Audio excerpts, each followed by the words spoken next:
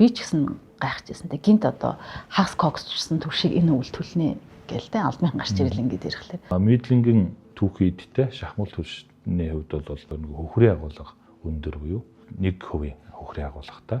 За дэгдэмхийн үдсийн агуулга маань бас нэг 20-22% агуулгатай. Одоо хэрэгжилж байгаа хагас коксын шахмал төлшний хувьд бол энэ хоёр үзүүлэлтүүдийн бараг 50% буруулсан байж байгаа. Та эрдэмтэн гэхээсээ төрүүлээд одоо ярихгүй юу?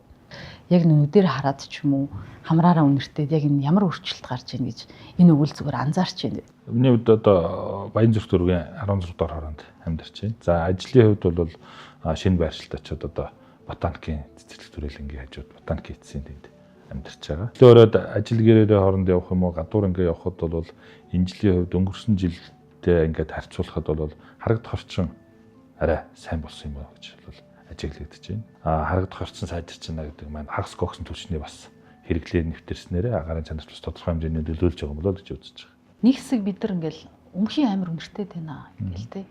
Одоо илт тэр нь багассан уу юу?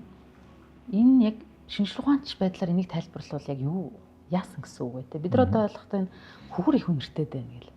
Бүр яалтч бүр дотор орчинд байхад хүртэл ингээ үнэртэй байдаг байсан те. Нүүрсний шаталтай асуулан задарлаар бас үүсэж байгаа дэгдэмхийн үдээс давирхайлаг хийнүүдийн үнэр чинь яг тийм одоо өмхийн үнэртэй юм шиг тийм муудсан юм шиг тийм ээ тийм үнэрүүд үүсгдэг. Өмнө нь бол яг нөгөө түүхийн үрс төлж яхад бол илүү их мэдрэгчээсэн шүү дээ. Энэ ясна хөр тэнд нөгөө дэгдэмхийн үдс ихтэй дээр нь нөгөө нунтаг нүүрс их төлжээс учраас нунтаг нүүрс мас нөгөө дэгдэмхийн үдс ялгарах хэмжээ нь бол өндөр харьцангуй өндөр байсан.